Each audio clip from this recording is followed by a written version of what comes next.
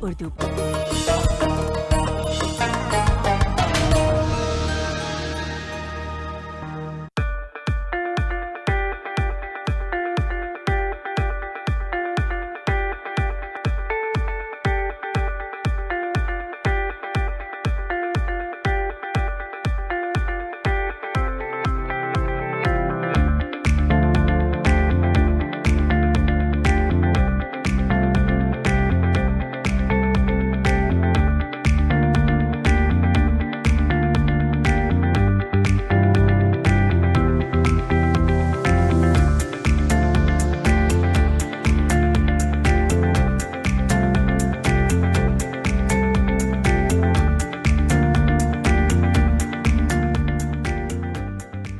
वक्त की पाबंदियों से आगे बढ़कर जब कोई परिंदा आपकी मुंडेर पे आकर सुरीली सदा देने लगे, कोई लाचारी, कमसिनी, मजबूरी या कोई बंदिशों के आगे की सोच रखता हो और अपनी मंजिल पाने की खातिर अपनी ताकत से कई ज़्यादा मेहनत करता हो, तो आप ये मान कर चले कि कामयाबी यकीनन उसके कदम चूमेगी। ज़िंदगी में मंजिल पाने की तलब और ईमानदारी हो तो इंसान कामयाबी की दहलीज पे पहुंच ही जाता है, और तब जाकर उसकी कामयाबी कभी ना ख़त्म होने वाली दास्तां उसे गले लगाती है और उसके माथे पे एक हसीन बोसा देती है। उसी कड़ी में आज डीडी उर्दू लेकर आया है एक नया शो, हौसलों की उड़ान।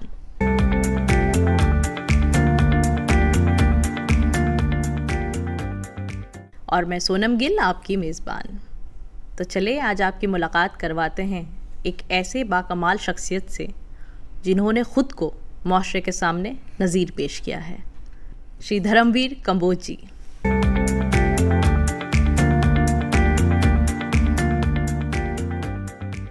कभी दिल्ली की सड़कों पर रिक्शा चलाकर अपना और अपने परिवार का पेट भरने वाला, यमुनानगर हरियाणा से ताल्लुक़ रखने वाला धर्मवीर कंबोज आज कामयाबी की बुलंदी पर बैठा है। गुर्बत इंसान को तोड़ कर रख देती है और इसे अपना मुकद्दर समझकर वो अपनी ज़िंदगी गुजार लेता है। लेकिन दुनिया में ऐसे भी लोग हुए हैं जिन्होंने अपनी गरीबी को अपनी मजबूती बनाया और मुसलसल मेहनत करके हमारे माशरे के सामने एक नज़ीर पेश की। ऐसी ही कहानी के सुपरस्टार हैं धर्मवीर कंबोज। सभी कहते हैं इल्म हासिल करो चाहे जो हो जाए, लेकिन धर्मवीर कंबोज जो कि सिर्फ मैट्रिक पास हैं, उन्होंने अपनी ज़हानत और मेहनत से न सिर्फ अपनी माली हालत बेहतर की, बल्कि वो कभी न ख़त्म होने वाली दास्तां हमारे सामने लिखकर आगे बढ़ते चले गए। दूसरों के दर्द को अपना दर्द समझकर एक देसी जुगाड़ से बनाई गई मशीन ने धर्मवीर कंबोज को हिंदुस्तान का नामचीन काश्तकार और इनोवेटर बना दिया। आज धर्मवीर न सिर्फ खुद कामयाब हैं, बल्कि हज़ारों घरों की आमदनी का जरिया बने हुए हैं। 100 से ज़्यादा मशीनें बनाने वाले धर्मवीर कंबोज की कहानी न सिर्फ स्कूलों में पढ़ाई जाती है, बल्कि विदेशों में भी उनके काम को सराहा और माना जाता है। आइए जानते हैं उनकी कहानी उन्हीं की ज़ुबानी।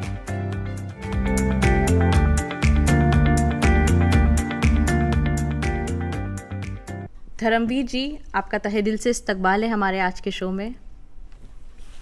जी नमस्ते जी, बहुत अच्छा लगा जी आप लोगों ने मुझे यहाँ बुलाया, और जो भी मेरे मन में है जी मैं भी बताना चाहूँगा आपसे। बिल्कुल, आपके जो भी सवाल होंगे वो मैं जवाब दूंगा।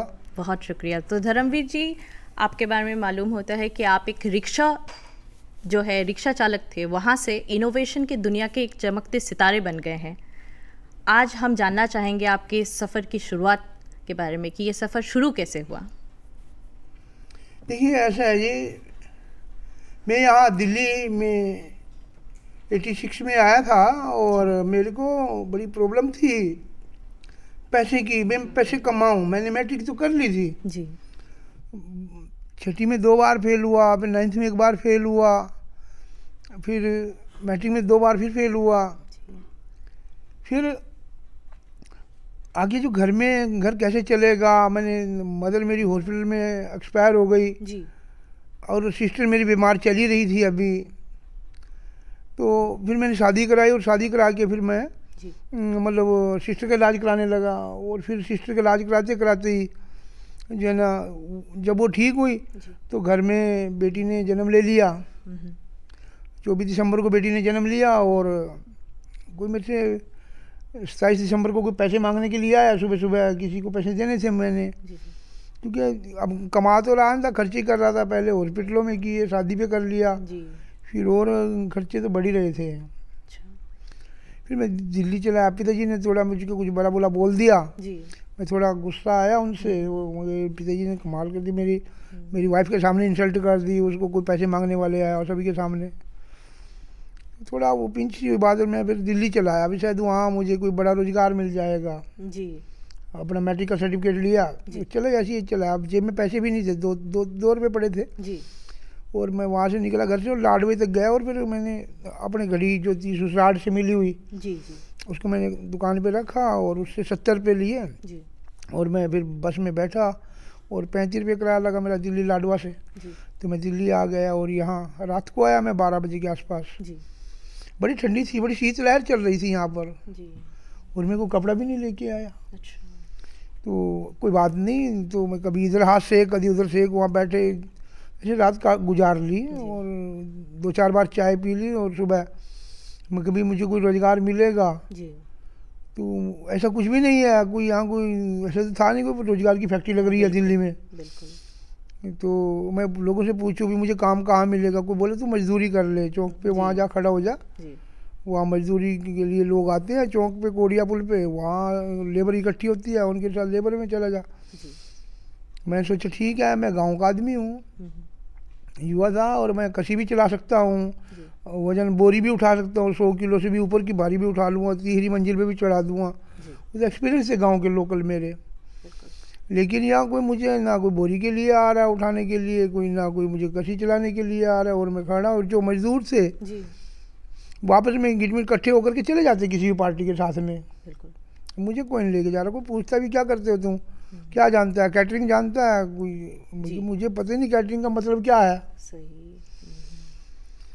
तो ऐसे अब मैंने देखा अब तेरे को कोई लेके भी नहीं जा रहा है। तो एक रिक्शा देखी मैंने, उस पर लिखा हुआ था कंबोज गैरेज, और पट्टी प्लेट थी उस पर, नंबर इतना उस रिक्शा का। जी। तो मैंने उसको हाथ दिया, अभी तू रुक, जी। मैं कहाँ पर है आपकी गैरेज, क्योंकि मैं भी बरादरी से कंबोज हूँ। अच्छा। तो बोला यही है, 200 मीटर पे ही है। तो मैं उसकी रिक्शा बैठा, वहाँ गया। जी। तो वहाँ पर एक बैठे थे कुर्ता पजामा पहने एक आदमी, लंबा सा, जी। गोरे रंग का। तो और उसके यहाँ 200-150 रिक्शा उसके खड़े आपस में एक दूसरे के ऊपर चढ़े हुए, अच्छा। कोडिया पुल के पास ही। जी। ये पुरानी दिल्ली रेलवे स्टेशन के बाजू में ही, अच्छा। अच्छा। बिगित प्लेस वाली रोड पे। जी। तो मैंने बोला भाई देख, मैं गांव से आ गया और ये मेरे पास अब वापस जाने के पैसे भी नहीं हैं, आप मेरी कोई मदद कर सकते हैं तो मैं रिक्शा चला लूँगा। मैं भीख मांग के तो खा नहीं सकता, मैं भूख भी लगती है। बिल्कुल। मेरे पास पैसे तो नहीं है कुछ आपको देने के लिए, मेरे पास मैट्रिक का सर्टिफिकेट है, जी। अगर आप मुझे रिक्शा दे दोगे। तो उन्हें मैट्रिक के सर्टिफिकेट के भाव में वो मेरे से अपना रख लिया गले में, जी। और बोला वो 56 नंबर रिक्शा ले जाओ। अच्छा। तो मैंने उसे रिक्शा ली और पैदल पैदल थोड़ी देर बाहर गया, भी इसके सामने ना चलाऊँ। जी। फिर आगे जाके मैंने प्रैक्टिस कर ली, उसमें बैठा और चलानी शुरू कर दी, जैसे और लोग चला रही है मैं भी चलाने लग गया। जी। थोड़ा दिक्कत सी आई शुरू में, फिर कोई अच्छी बात नहीं। फिर यहाँ लाल किले से फतेहपुरी, फतेहपुरी से लाल किले, शीशगंज गुरुद्वारे के आगे कोई चांदनी चौक पे लगा घुमाने। जी। जी। तो ऐसे, और रात हो गई तो रात को ही सोने का भी सोचना कुछ। जी। अब फिर वहाँ पर वो देते थे 50 पैसे में गद्दा देते थे और 1 रुपये में रजाई देते थे रात को। अब रहने के लिए उस वक्त ये भी एक मुश्किल आई कि हाँ भी कहाँ रहूँगा, तो वो फुटपाथ पे सोने के लिए ना वो लोग रजाई और वो गद्दा दे देते थे 1.5 रुपये में। अच्छा। तो पड़ जाओ। जी। मैं टीन शेड के नीचे पड़ गया मैं रात को। तो ऐसे अब देखा तो सुबह मेरे पास कोई कपड़ा भी नहीं आ जाता कुछ भी। अच्छा। सुबह मैंने देखा अर्ली मॉर्निंग को 4 बजे होंगे, ठंड तो लगी रही थी। जी। गया मैं, उधर एक कुआं था, जी। बाल्टी में देखो उसमें से फटाफट जाना 2 बाल्टी अपने ऊपर गेरी और फ्रेश हुआ एंड ठीक चलो भाई नहा लिए और फिर जाके अपना वही कपड़े पहन लिए, गीले ही कपड़े हो जाते हैं, तौलिया भी नहीं है कोई इतना साथ में, ठंडी बहुत थी। और वहाँ पर मैं लग गया, फिर प्रैक्टिस हो गई, वहीं चलाने लगा पुरानी दिल्ली से चले जाना, सीलमपुर चले जाना, पुरानी दिल्ली से इधर चले जाना, मतलब रोशनारा रोड ऐसे लाल किला और फिर ये खारी बावली में इस तरह लगा मैं स्टेशन से बस स्टैंड ऐसे सिखा दिया लोगों ने। जी। एक दिन मैं रिक्शा लेके जा रहा हूँ, बहुत गर्मी थी जुलाई में, और वहाँ से मैंने तांगा स्टैंड से बर्फ़ की सिलियाँ ला दी और मैं पीली कोठी की साइड में मुझे बेचना था उनको। अच्छा। तो एक फेट कार आई, वो टकरा गई मुझसे और मैं गिरा और मेरी चोट भी लगी और मैं बेहोश हो गया। मतलब पता ही नहीं मैं कब उठाऊंगा, वो मुझे नहीं पता मैं कब उठा जी। हाँ, लेकिन जब मेरी आँख खुली थोड़ा होश आया मुझे, जब मैं देखो हो मेरी चोट लगी हुई है और थोड़ा खून भी है निकला हुआ, लेकिन बैठ गया मैं और बैठा हुआ तो बैठ के रोने लग गया। वो दर्द था चोट का नहीं जी, वो दर्द था, किसी ने उठाया ही नहीं मुझे, पूछा तक नहीं किसी ने आते जाते आपको। इंसानियत ही खत्म थी जी। महसूस हुआ। रिक्शा भी टूट गई थी, बर्फ का भी पानी बन रहा था जी। चूरे में थी बर्फ, कुछ बड़ी थी चूरे कुछ छोटे थे। उठा मैंने, बैठे बैठे नहीं बुलाया किसी को जी। रिक्शा वाले को, मैं ये मेरा रिक्शा जी। लोड कर लिया हमने रिक्शा में, वहाँ जाना है, पास में ही था कोडिया पुल पे रिक्शा गैरेज में जाना है। वो जानते थे एक दूसरा रिक्शे वाला, प्लेट से समझ जाते थे जी। तो मैंने उसका रिक्शा वहाँ जमा किया और उसके साथ हिसाब किया, ये तेरे पेमेंट है, ये ले ले भाई अपने। उन्होंने बोला रिक्शा के 62 रुपये तेरे लगेंगे, टूट जो इसमें है। बिल्कुल। मैं उसके पैसे दिए और मैं जब ही एक रिक्शा में बैठ के बस स्टैंड आया और बस स्टैंड से मैं सीधे गांव में चला आया। ये तो आपके लिए बड़ा एक अफसोस का जो है एक वाक़या रहा, क्योंकि जाहिर सी बात है आप कोई तकलीफ़ से गुजरे और कोई ना पूछे तो एक अलग एहसास होता है। आज भी आप उस दिन को याद करते हैं, है ना? तो बहुत मुश्किल है इस तरह से जो है किसी के सपोर्ट के बग़ैर एक जगह रहना और अपने फैमिली के लिए कुछ करना, बहुत हौसले की ज़रूरत पड़ती है। कभी मैं सोचता कौन सी खेती करूं, फिर मैंने सोचा चलो मैं हाइब्रिड खेती शुरू करता हूं। जी। मैं दिल्ली आया और यहाँ आकर के यहाँ से मैंने कुछ हाइब्रिड सीड खरीदे कंपनी से जा कर के और फिर उनकी खेती की अपने यहाँ टमाटर की। जी। तो फिर टमाटर की खेती जब मैंने की जी। तो मेरा खेत देखने के लिए जो ना पूरे इलाके के लोग आने लगे। ऐसा हाइब्रिड टमाटर पहले बार, क्योंकि जब अच्छा। मतलब एक बात आई थी, क्योंकि हम देसी खेती करते थे, देसी बीजों की। देसी टमाटर में क्या फ़र्क है, हाइब्रिड टमाटर में क्या फ़र्क है। मेरा देसी टमाटर निकल रहा है मान लीजिए 50 ग्राम का है तो या कोई 100 ग्राम का है, लेकिन जो हाइब्रिड टमाटर है वो सारे एक जैसी सेफ उनकी, और कोई टमाटर तो आधा किलो का भी हो जाता है, बड़े बड़े टमाटर भी होते हैं। सही। तो मैं इलाके के लोग, और मैंने पूरा लाइन से उनको लगाया, सिस्टम से लगाया, जो लोगों को एक उदाहरण था, लोगों के लिए एक मोरल था वो मेरा खेत। और भी किसान कहने लगे हम भी लगाएंगे, और मेरा उसी साल जो है ना वही मेरे खेत से 80,000 रुपये का उस समय में मेरा टमाटर बिक गया। क्या बात है। जो मतलब एक बहुत बड़ी बात थी। कहाँ गेहूँ मान लीजिए निकल रही मेरी ज़्यादा से ज़्यादा 5-6 हज़ार रुपये की एक एकड़ से, और कहाँ मेरा टमाटर निकला 80,000 का। तो ऐसे लोग मेरे खेत पे आने लगे, लोग मुझे बोलते कैसे स्प्रे करता है तू। मैं और दूसरी सब्जियों में घुस गया। फिर मैंने एक स्प्रे करने की मशीन ही बना ली। अच्छा। जो फीट पे लगा के ना हम लोग स्प्रे करते हैं ना, दवाई से मारते हैं ना माइट्स को। एक मैंने ना मतलब कैमरे की बैटरी थी पहले, यहाँ लगाता था कैमरामैन जी, और वो उससे अपने कैमरे में वो देता था। ब्याह शादी में देखते थे किसी के यहाँ साइड में एक बैटरी होती थी और वो फोटो उतारता था। सही। तो उसका बैटरी होता था 6 वोल्ट का, तो उसका बैटरी लिया कैमरे का और उसमें टेप रिकॉर्ड की मोटर लगा दी जी। जब टेप रिकॉर्ड आता था, अब तो ये बंद हो गया ना जी जी, तो टेप रिकॉर्ड की मोटर लगा दी, और जो मिक्सी होती है घर में उसकी फिरकी प्लास्टिक की होती है जो मिक्सी को जोड़ती है, वो निकाल करके उसमें लगा दी, और मैंने एक स्प्रे मशीन बना ली। ग्लूकोज की बोतल से मैं ड्रॉप डालना पानी, और वो फैलने लगी, फाइन मिस्ट हो जाती उससे। तो मैंने एक मशीन बनाई और उससे मैंने स्प्रे किया फिर अपनी बैंगन की फसल पे। जी जी। इस जब पे से- हमने ये पढ़ा था कि आपने जो है ये एंटी जो एफपी है उस पे काम किया है ना, जो नॉन टिम्बर फॉरेस्ट प्रोडक्ट जिसे हम कहते हैं, यानी आंवला हाँ। वावा वगैरह, उसमें भी आपने जो है अपना काम शुरू किया। उसके जब बारे में मैंने जरा जड़ी बूटियों की खेती शुरू की, जी उसमें स्प्रे नहीं करना पड़ता। जी। हमारा किसानों का टूर एक अजमेर पुष्कर लेके गया बागवानी विभाग अच्छा। यमुनानगर। हम्म। तो वहाँ पर हमने देखा, वहाँ पर एलोवेरा देखा लोगों ने लगा रखा है। जी और वहीं पर मैंने देखा अजमेर में वो जो है ना आंवले के लड्डू बना रही हैं बहनें। अच्छा वो लड्डू हमने भी खाए आंवले के वहाँ। जी। वो आंवले को पतले पे रगड़ती हैं। अच्छा, तो लेकिन जब वो आंवले पड़े तो हाथ छिल जाते हैं। हाथ छिल जाते हैं। तो ऐसे रगड़ेंगे ना तो ये नाखूनों पे पतला लगता है। जी जी जी। बड़ा पेनफुल था ये उनका। हाँ हाँ। वो भी देखा। मतलब जब मैं गांव में आया तो मैंने डीएचओ साहब से बात करी, भाई आप मेरी कोई मदद करो, जी। मैं भी गुलाब जल का काम करूँगा। अच्छा। हाँ। हम्म।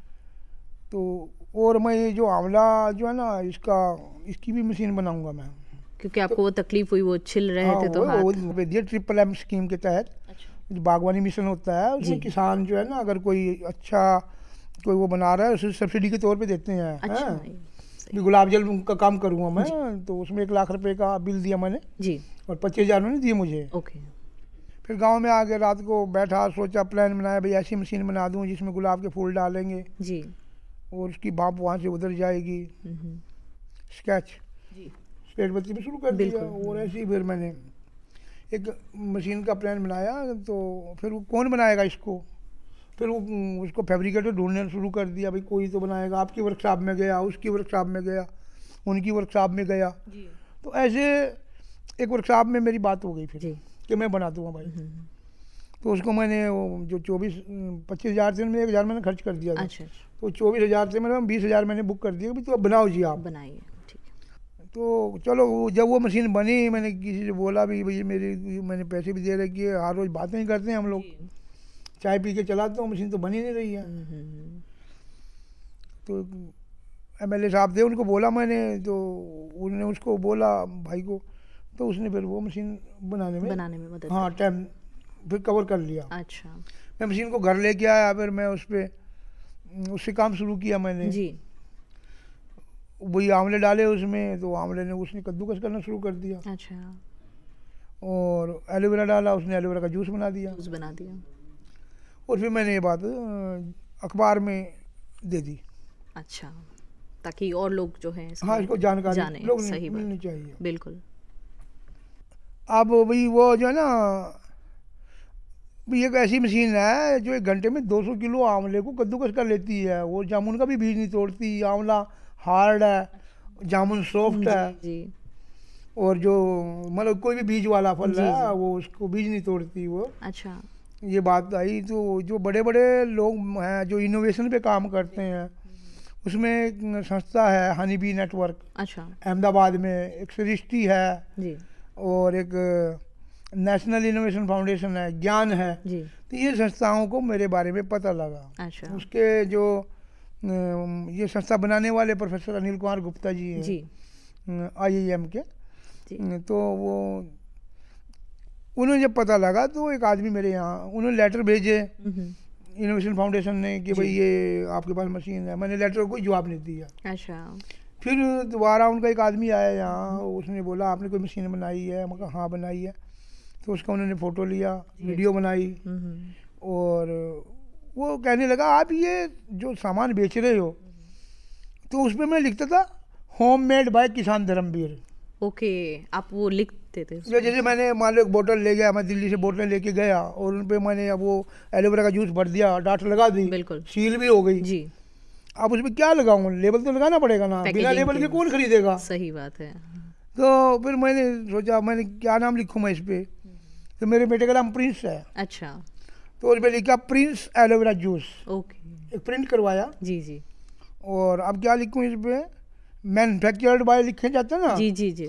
अब मैन्युफैक्चरिंग का कोई मेरे पास लाइसेंस तो था ही नहीं, ओके। तो मैं तो किसान हूँ।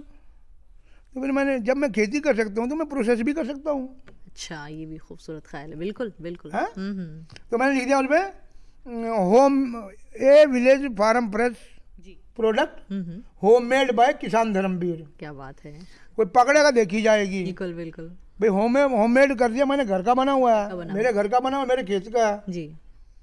और वो कैमरे पे फोटो लेके और वो उस पर फैब्रिकोल लगा के बोतल पे चिपका दिया वो फोटो। पैकेजिंग का काम जो है वो हो गया बिल्कुल। और अब मेरी श्रीमती जी मेरा हेल्प करती थी। जी जी। हम दोनों ही जो है ना, मान लीजिए हमने आज 200 बोतल एलोवेरा जूस निकाला है, जी तो वो भरना, उस पर लेबल लगाने, जी। वो पूरा उनको जैसे कंपनी वाले करते हैं उनसे भी बढ़िया करने शुरू कर दिया। क्या बात है।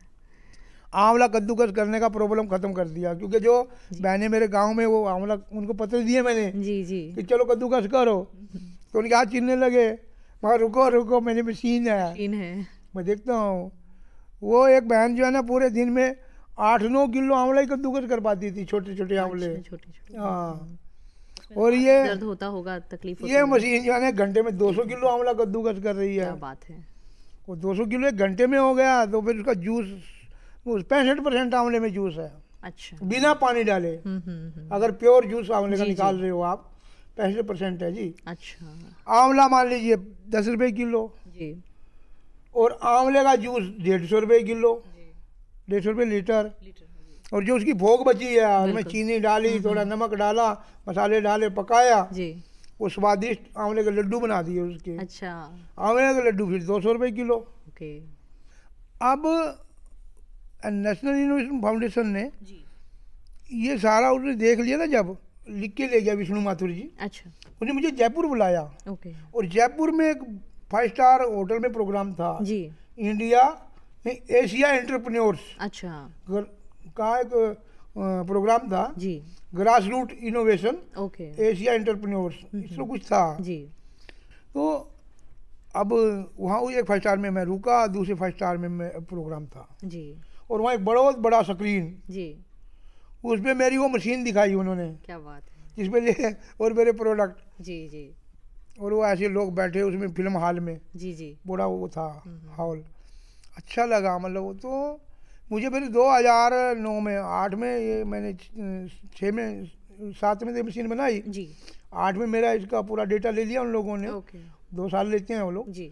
2009 में फिर मुझे मतलब यहाँ पर दिल्ली ICR में नेशनल स्टेट अवार्ड दिया गया। क्या बात है। 25,000 की पुरस्कार राशि दी। अच्छा। और प्रतिभा पाटिल जी उस प्रोग्राम में आई थी। जी। और इसके बाद में फिर मेरा जो टेक्नोलॉजी जो है ना, जी। इस पे उन्होंने और काम किया, और मुझे 2012 में जी। 2 नई मशीनें बना के दी अच्छा। प्रोफेशनल डिजाइनर से, NIF ने, अच्छा। और मुझे 5 लाख रुपए दिए अच्छा। कि भी इससे 5 लाख रुपए से आप मशीनें बनाओ। मशीनें बनाया। हाँ। और 1,80,000 रुपया दिया मुझे, जी। भी एक वर्कशॉप बनाओ। मुझे पूछा, वर्कशॉप बनाने के लिए भी उन्होंने मदद की। हाँ हाँ, अच्छा, ये बहुत अच्छी बात। बिल्कुल। जो लोग आविष्कार करते हैं जी। तो वो उनकी मदद करते हैं। अच्छा। मेरे पास तो कुछ भी नहीं था, मेरे से उन्होंने कोई साइन भी नहीं करवाए, जी। और 1,80,000 रुपये अलग से दिया, जी। वो दिया वर्कशॉप बनाने के लिए। मुझे पूछा भाई क्या क्या वर्कशॉप में क्या जरूरत पड़ेगी तेरे को। मैंने बोला ये पावर टूल हैंड ग्राइंडर, और एक लेथ मशीन, और दूसरा ये दूसरे और जो लोकल सामान है वो। जी। तो मैंने एक वर्कशॉप बना ली फिर। और फिर 2013 में जी। मुझे मतलब फर्स्ट नेशनल अवार्ड दिया 5 लाख की पुरस्कार राशि में। जी। और फिर मेरी टेक्नोलॉजी को अफ्रीका देशों में ट्रांसफ़र किया गया। जी। और आपको इसी के दौरान राष्ट्रपति जी के वहाँ स्टे के लिए भी बुलाया गया था 20 दिनों के लिए, अगर जो हमने पढ़ा है उसमें 2000 इसके बारे में बताइए जरा। वहाँ पर मुझे 2014 में जी। क्या ना, एक राष्ट्रपति जी का कोई था प्रोग्राम ऐसा कि उनके जन्मदिन पे जी। राष्ट्रपति कुछ लोगों को गेस्ट रखेंगे जिन्होंने आविष्कार किए हैं देश में। जी। कोई बात उठी, सही। और उसमें एकदम ही अचानक ये बात आई, डिपार्टमेंट साइंस एंड टेक्नोलॉजी जी। भारत सरकार जी। का आपस में कुछ बात हुई NIF से, और NIF लोगों ने जी। देखा बेस्ट इनोवेशन कौन है, अच्छा। ग्रास रूट इनोवेटर कौन है, बेस्ट जिसका इनोवेशन है। सही। तो उसमें उन्होंने मुझे ढूंढा कि ये आदमी का है। और फिर मेरी जो टेक्नोलॉजी अफ्रीका में गई थी, जी। मैं अफ्रीका में भी काम कर रहा था। अच्छा। और यहाँ मेरी टेक्नोलॉजी को इंडिया में मैं जब 20 दिन के लिए गेस्ट बना, जी। तो वो सपने भी मैं भूल नहीं पाऊँगा। मेरे को जो राष्ट्रपति जी के जो सेक्रेटरी हैं जी जी हैं जी। वो मुझे बुक्का दे के मिल रहे हैं। बुक्का, वो मेरे को बुक्का दे रहे हैं जब मैं यहाँ आया मिलने के लिए और रुकने के लिए आया ना। बिल्कुल बिल्कुल। मेरा सामान बुक्का दे के किया उन लोगों ने, प्रिंट सेक्रेटरी ने और जी मीडिया सेक्रेटरी और दूसरे जो थे जी जी। सभी ने, मतलब सम्मानित बहुत किया अच्छा लगा वहाँ। और उस शाम को उन्होंने कुछ गीत संगीत का भी हमको दिखाया वहाँ, लोकल जी। लोग मुँह से बोला सितार पे किसी ने। हम्म। तो ऐसे वहाँ फिल्में भी दिखाई थिएटर में राष्ट्रपति भवन की। और जो देश के जो डीजी होते हैं जी डिपार्टमेंटों के हैं, जी। डायरेक्टर जनरल डायरेक्टर्स होते हैं। आईसीआर का, फॉरेस्ट का, ऐसे वो मुझसे मिलने भी आए। अच्छा और मैंने एक मशीन वहाँ, राष्ट्रपति जी ने एक मशीन मेरी वहाँ खरीद भी ली थी। अच्छा। 2 मशीनें मैंने वहाँ रखी थी। क्या बात है। और उसे जामुन के जूस और ये आंवला जूस और ये खजूर के प्रोडक्ट और तुलसी के तेल, जी एक कमरा भर दिया हमने प्रोडक्टों का वहाँ पर। पूरा लोग आओ ले जाओ। तो ऐसे मतलब अच्छा लगा। इतना बड़ा सम्मान एक किसान को अगर किसी ने दिया बिल्कुल। तो मेरे देश ने दिया। बहुत दुनिया में किसी भी राष्ट्रपति ने किसी भी किसान को 20 दिन कैश नहीं रखा। ये दरअसल दूसरों का दुख जो है हाँ। वो देखकर आपके दिल में ये ख्याल आया कि मैं कुछ ऐसा करूं जिससे कि दूसरों की ज़िंदगी भी आसान हो, है ना। ये प्रेरणा थी आपकी। देखिए मेरी ये प्रेरणा बहुत ज़रूरी है और थी, क्योंकि भाई आंवला कद्दूकस करने का मेरा कोई मतलब ही नहीं था। जब मैंने उन बहनों को देखा कि जी। उनके हाथ छिल रहे थे वहाँ, स्वादिष्ट तो बन रहे थे लड्डू, जी तो उनको प्रॉब्लम आ रही थी। तो उसको मैंने ले करके तो मशीन बनाई है। जी। यानी अगर मैं वहाँ टूर पे ना जाता, वो आंवला कद्दूकस करने का नहीं देखता। मशीनें तो मैंने बहुत बनाई वैसे जी। अपने जिंदगी 15 में। कंट्रीज में मैंने सुना है कि आप 15 मुल्कों तक जो है अपने मशीन्स को वहाँ भेज चुके हैं। 2000 से ज़्यादा मशीन्स, अगर गलत। 2000 मशीनें थोड़ी नहीं होती जी। बिल्कुल। अब तो हमारा प्राइवेट लिमिटेड कंपनी बन गया जी 2018 में। जी जी और देखिए इटली में, ऑस्ट्रेलिया में, न्यूयॉर्क में, जी आगे अफ्रीकन देश आ गए, जी जी गिनी में, कतर, गिनी में, और इधर ये आपका युगांडा, तंजानिया, इथोपिया, केनिया, ये जा रही हैं मशीनें। हर एक मुल्क में जो है आपके कोई ना कोई ऑर्डर मशीन आते हमें मिल ही हैं, जाएगी। हमें पता ही नहीं था। तो अचानक ही सोशल मीडिया जी का भी योगदान एक है। योगदान। दूसरा कहूँगा मैं हनीबी नेटवर्क है, नेशनल इनोवेशन फाउंडेशन है, ज्ञान है, इन लोगों ये संस्थाओं ने, विल ग्रो एक कंपनी है, संस्था है। हम्म। तो ये बात उठी। और देखिए मैं जब वहाँ अफ्रीका में मैंने टेक्नोलॉजी की ट्रांसफ़र की, मैंने डोनेट किया अपनी टेक्नोलॉजी को, जी तो वहाँ से कई कंट्रियों में बात फैल गई एकदम। अच्छा। हाँ, जो भी लेक के किनारे किनारे कंट्री है ना अफ्रीका जी की, जी सब में बात फैल गई।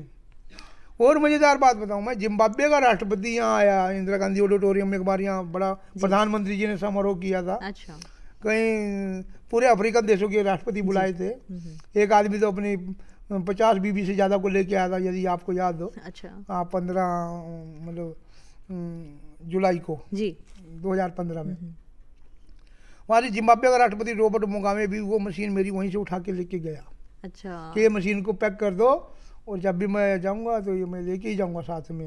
वाह, कोई भी कामयाबी ऐसे नहीं मिलती, ऐसे नहीं मिलती। अति मेहनत ही रंग लाएगी। जी आपने अभी पहले भी बोला भी था एक उसमें, अति मेहनत ही मेरा है। तो मानना यही है सही कि कह मैं रहे हैं। थक ना जाऊं ना, जब तक थक के चूर ना हो जाऊं तब तक आप मेहनत करेंगे। तब तक हम करते रहते हैं। बहुत खूबसूरत बात है और बहुत बहुत शुक्रिया। आज हम सबके साथ आपने अपनी ज़िंदगी की दास्तां इतनी खूबसूरती और इतने सब्र के साथ सुनाया। और बेशक ज़िंदगी एक जबर मुसलसल जिसे हम कहते हैं, तमाम आजमाइशें होती हैं, मुश्किलात आते हैं, लेकिन कभी ना हारने वाले जो शख्स होते हैं वही अपना नाम जो है इस दुनिया में क़ायम करते हैं। और बहुत बहुत शुक्रिया धर्मवीर जी, बहुत खुशी हुई आपसे मिलकर। आपका भी बहुत बहुत धन्यवाद जी, और सभी का भी धन्यवाद जो आप लोग देख रहे हो भाई है। तो मुझे मौका मिला यहाँ, बहुत अच्छा लगा जी। बहुत शुक्रिया धर्मवीर जी। शुक्रिया शुक्रिया जी, धन्यवाद। इसी जुस्तजू व तलाश में मेरी उम्र सारी गुज़र गई, मैं कहाँ कहाँ से संभालता ये कदम कदम पे बिखर गई। दोस्तों, अपनी मंजिल पाने की खातिर मेहनत करें और ख़ुद को मुसलसल आगे बढ़ाते जाएं। तलाश जारी रखें मगर ख़ुद को खोने ना दें। इसी उम्मीद के साथ कि दोबारा आपसे रूबरू होंगे, इजाज़त चाहते हैं। खुदा हाफिज़।